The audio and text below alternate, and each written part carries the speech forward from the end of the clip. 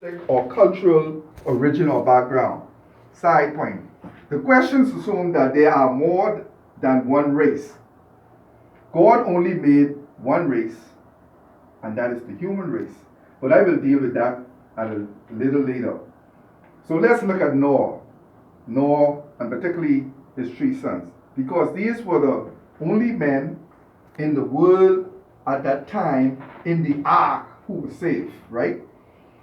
Despite being 600 years old, Noah was strong and he lived another 350 years after the ark. The spread of the nations in Genesis 10 1 through 3.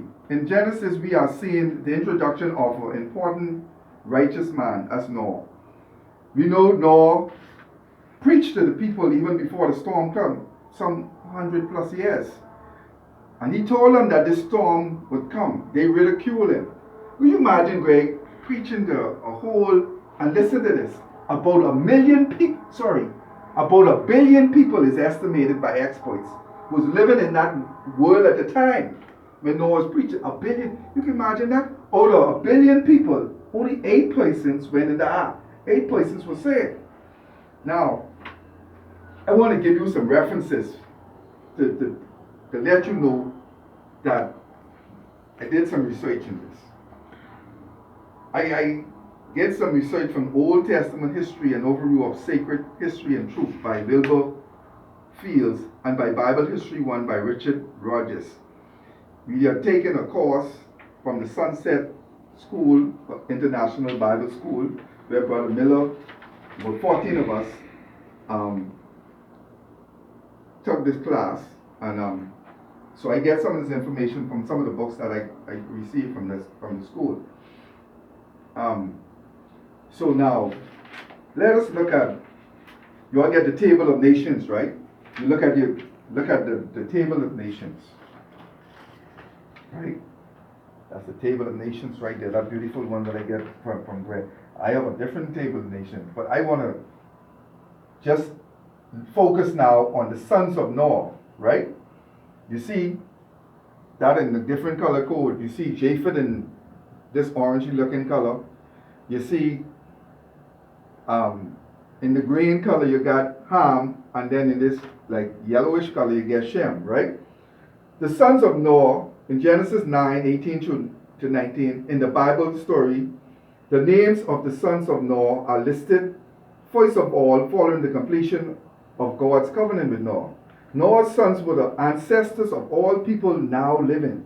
All people in the human race are related because of all are descendants from one ancestor Noah through his 3 sons. You all understand that? All people living now are ancestors of Noah through his 3 sons. That's Ham, Shem, and Jacob. So we should treat one another like loving family. Shem is the ancestors of the Semnites who live in fertile Crescent and Arabia. They include the Jews, the Arabs, Syrians, the Syrians, and others. Ham are the ancestors of the Hamites who live in North Africa and Canaan, Lower Mesopotamia, inverted commas, Sumer. They include the Egyptians, the Ethiopians, and probably other Africans and Canaanites. Hamites includes the black races, but also others. Japheth are the ancestors of the Japhethites, often called the Indo-Europeans. They live in southern Russia, Asia Minor, Greece, and Iran. Japheth is the ancestor of the Europeans, and Asians probably include the Orient peoples too, like I guess the Chinese and all that. Now, we give a little history with Noah, about the curse. You all hear about the curse? Noah, drunkenness, and the curse. It's important for us to highlight this. The curse upon Canaan.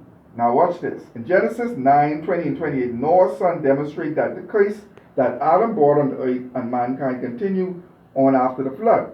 He fell victim to drunkenness. Intoxication was really surely practiced by evil generation before the flood, who were eating and drinking. Matthew 24 and 36. Noah was a man of the soil and planted a vineyard in the land of Armenia, the area around Mount Ararat. It is favorable for growing grapevines. Noah drank of the wine and became drunk and lay naked in the tent. In that condition, he was seen by his son Ham. At that time, differences in the character of people showed clearly. Ham appears to have considered his father's nakedness almost amusing and a topic of conversation. Shem and Japheth, on the other hand, was very modestly covered their father. A mind focused on God does not delight in jokes about fleshly things. When Noah awoke from his intoxication, he found out or knew by some means what his youngest little son had done. Noah then spoke prophetically of the future character and experiences of his sons. Noah prophesied appears to possess a divine inspiration.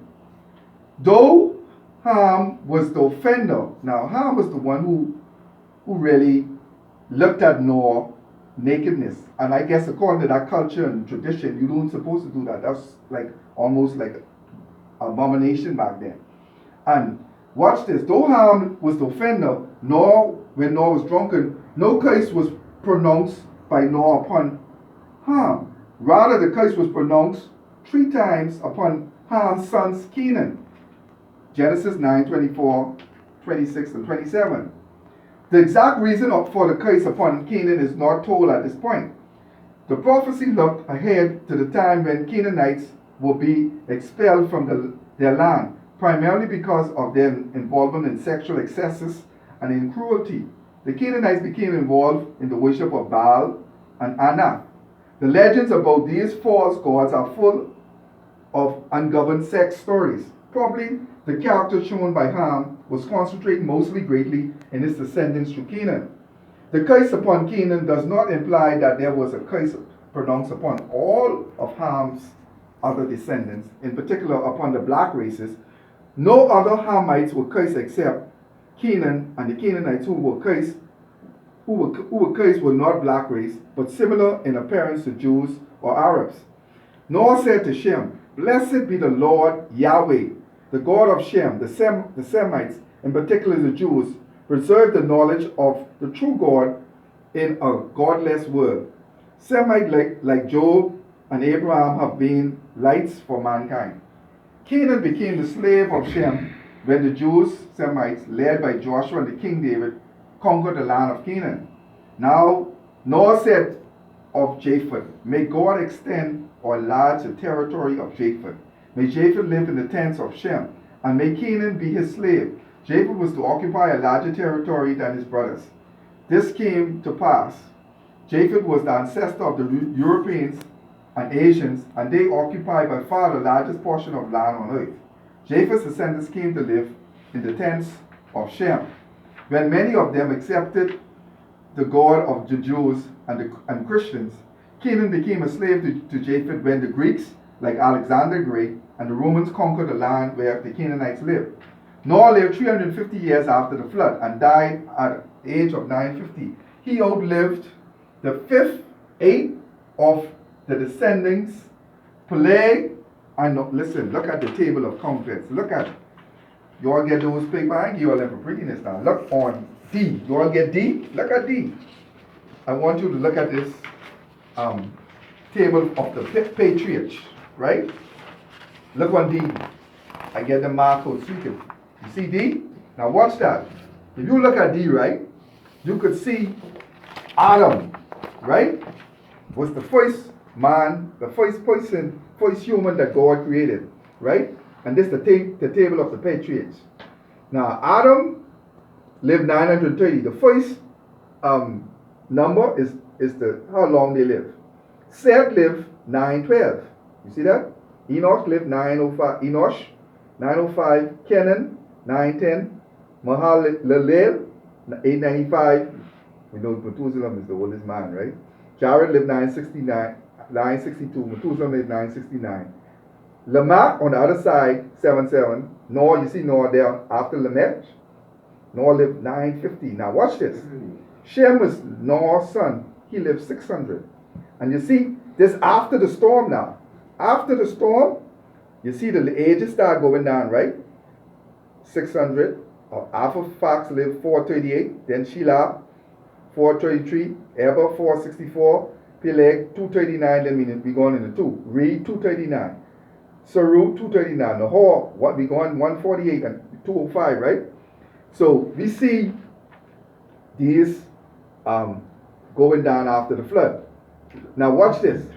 But watch how Noah, they say Noah lived 950. He outlived his fifth and eighth of his descendants. If you look at that table of the patriarchs, right? Peleg and Nahor. In fact, he was 120 years contemporary with Terah. That's Abraham's father, the father of Abraham. And died, and watch this, Noah died only 2 years before the birth of Abraham himself in 2008 BC. The information about man's most ancient history did not have to pass through many generations before Moses began his huge work of the writing of the biblical history. To add trustworthiness to the Bible as a historical record.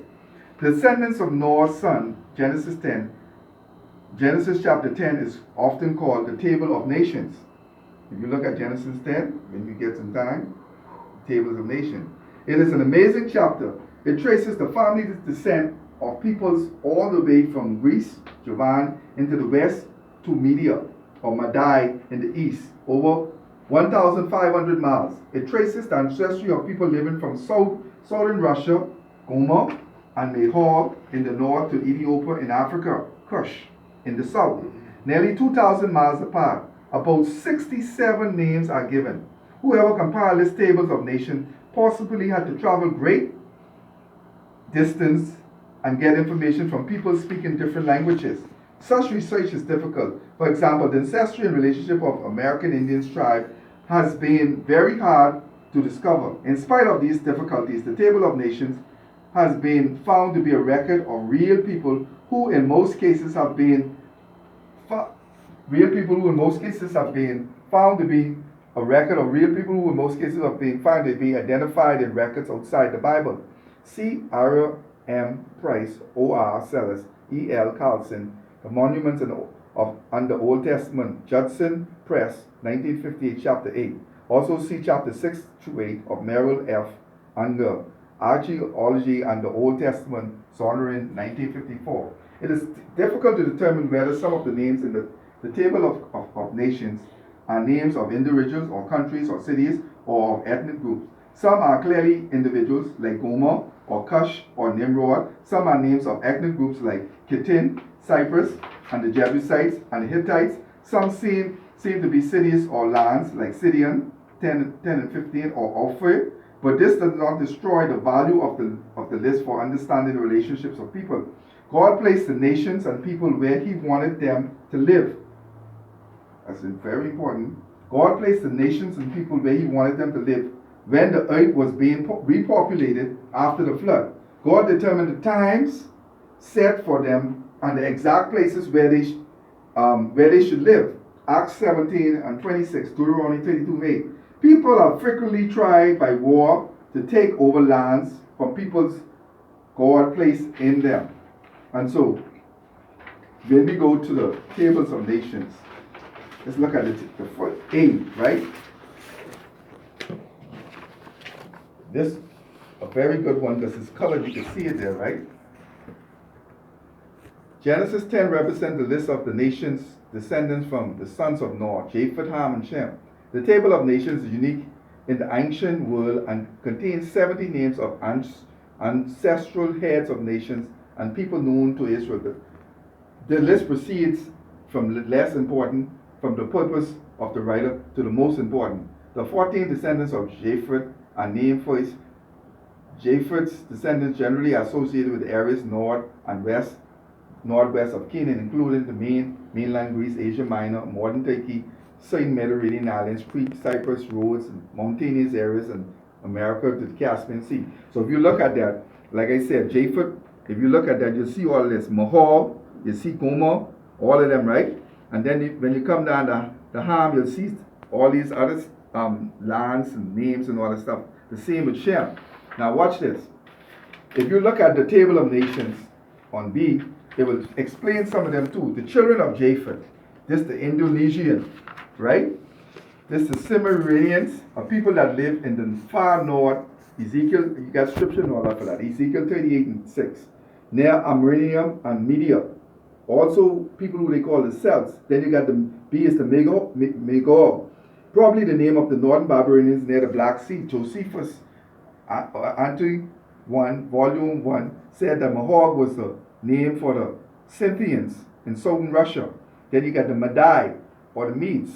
You got Javan, the Greeks, and then the Tubal.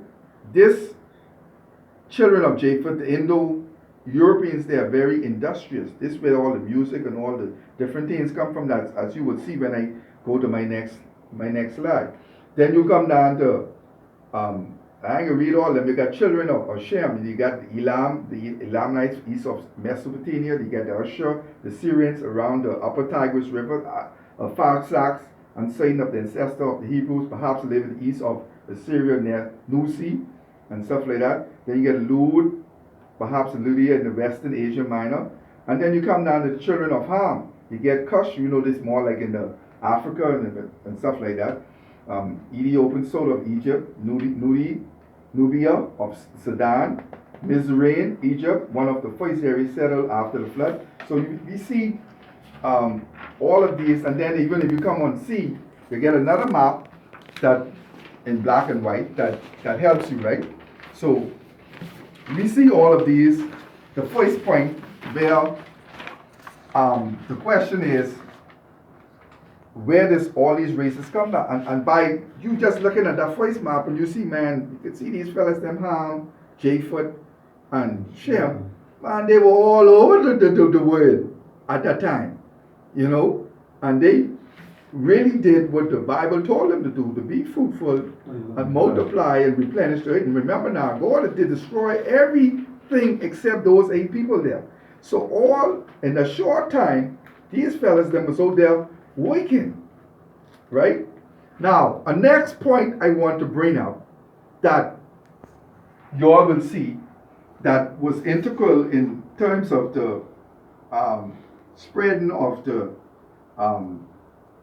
races or the ethnicity is the confusion of the language of the Tower of Babel. So let me give you a little history on that. The Tower of Babel in Genesis 11, 1-9, God had directed Noah and his family to be fruitful and increase in number, multiply, literally swarm the earth, and increase upon it, Genesis 9 and 7. As Noah's descendants migrate south and east from the Mount Ararat area, they came to a pleasant plain in Shinar. They did not want to be scattered from the comfortable location. Shinar may be equivalent to Sumner. If you look in the tables of nations, you'll see these places. That's why I give you the geographic location. So when I say these names, you could go back to them and see what I'm talking about and make that connection. Now watch this. The name of the world's oldest civilization is Sumner or Shinar, which developed in southern Mesopotamia near where the Euphrates and the Tigris rivers merge. And you got those 2 rivers there, so you understand where that area is, right? The Sumerians invented writing. Listen to this. I tell you, these people was industrious and they were very educated and everything skilled. They built cities and had schools. They organized governments. They made musical instruments and had musical scale. They discovered medicine for many ills. They also had over 2,000 gods. Okay? Over 2,000 gods. As the Apostle Paul said, they exchanged the glory of the immortal God for image made to look like mortal man in Romans 1 and 23. To prevent their getting scattered and to make a name for themselves, they proposed to build a city with a tower to the heavens. Mesopotamia lacks building stones and timber. Therefore, they planned to use well-baked mud bricks with tar, asphalt, for a mortar.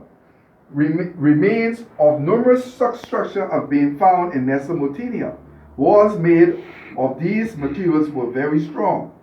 The typical shape of the temple towers in Mesopotamia was pyramidal, with large flat steps or stages on their sides. These towers were called ziggurats. That name meant hill of heaven or mountain of God. The 3 most famous towers in Mesopotamia were 1, the ziggurat of Ur, 70 feet, 2, the birds of Nimrod, the tower of Nimrod, 150 feet tall, at Borsibah. 3, a tower at Babylon named Entimenhuset, Naki is said to have stood 660 feet. Its ruins still rise in a place to a height of 200 feet. The fire-burning bricks of which it is built are still so well cemented together it is almost impossible to separate them or extract one whole. G.F. Owen, archaeologically under Bible, page 129 to 130, this is perhaps the ruins of the Tower of Babel. The Lord defeated the people's project of building the tower by confusing their language, so that they could not understand one another. The Lord said, "Let us go down and confuse the language." In Genesis 11 and 17, emphasis added, compare Genesis 1 to 26. By this confusion of language, the Lord scattered them over the face of the whole earth. Genesis 11 and 9. The Lord will shall be done in spite of man's lack of cooperation. The Bible does not say that the confusion of language at Babel produced all of our presently used language, but it seems to have been the start of the process of language division. George Smith, a pioneer translation of many of the Babylonian clay tablets, found one tablet from the library of King Ashurbanipal at Nineveh, which read, "Babylon, in vertical comma, was brought to subjection, vertical comma, small and great, confounded their speech, their strong place, tower, all the day they found it, to their strong place in the night, entirely he made an end." G. Smith, The Chaldean Account of Genesis, New York, Scribner, 1876, page 150 to 163. The separation of people into groups speaking the same language would lead to, this is a very important point now in our topic where all the ethnicities races come from. This is a very important point he makes right here. The separation of people into groups speaking the same language would lead to inbreeding within language groups, and then to the development of races. According to Dr. Gary E. Parker, theoretically it would take only one generation of controlled inbreeding to produce all of the variations of skin color we see among the races today. H.M. Morris and G.E. Parker, What a Creation Science. L. Cargan, C.A. Master Books, 1987, page 103. The name Babel means gate of God. Babel is similar in sound to the verbal Balal, which means to confuse. The name Babel or Babylon therefore came to stand for confusion, Genesis 11 and 9. From Shem to Abraham, if you look at the table in D, from Shem to Abraham, the chosen line of descendants that was begun in Genesis 5 resumes at Genesis 11 and 10. That voices is also the start of the fifth account or generations in Genesis, the account of Shem. See 2 and 4, 5 and 1. The count does not give the total age of each patriarch, as Genesis 5 does, but the full age of each can be calculated easily. And if you look at generations from the flood to Abraham, Genesis 11, 10 to 32, you see the name in the first thing, the lifespan in Hebrew, lifespan in Greek, the age of the son born, and then the age, son born in Hebrew, the age of the son born in Greek. Hebrew Bible, from the flood of Adam's birth, 350 years, Abraham's born, 2166. The Greek Bible, from the flood to Abraham's, 1102 years. So we see two critical things there.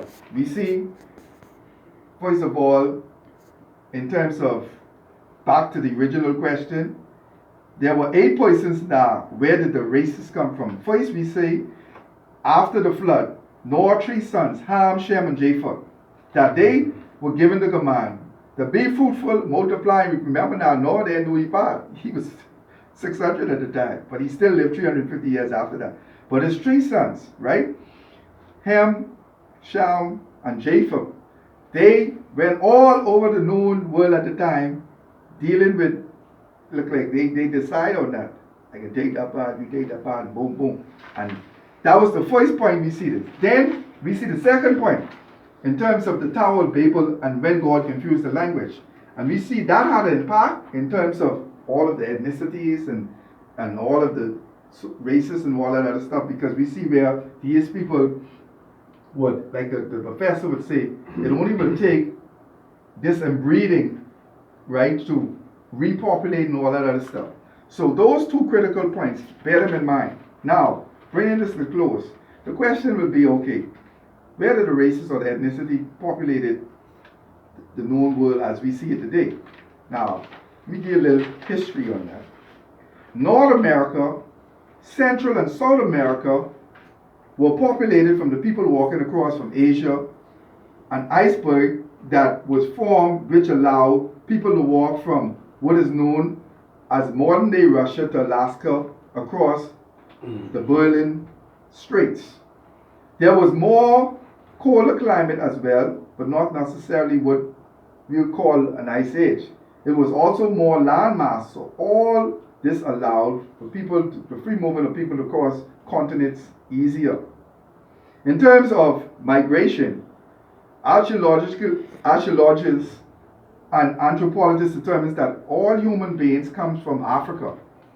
Well, let me say that again. In terms of migration, archaeologists and anthropologists determine that all human beings come from Africa. It is the motherland of all and the cradle of all civilization. So from Africa, people dispersed throughout the world to different places and adapt to the environment. That is where human beings vary in color, physique, phenotype, and adapt to the environment.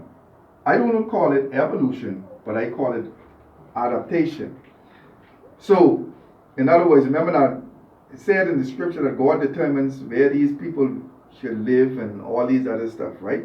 And so, if I was born in the mountain, in the cold of Russia or wherever, I probably wouldn't have been this skin color.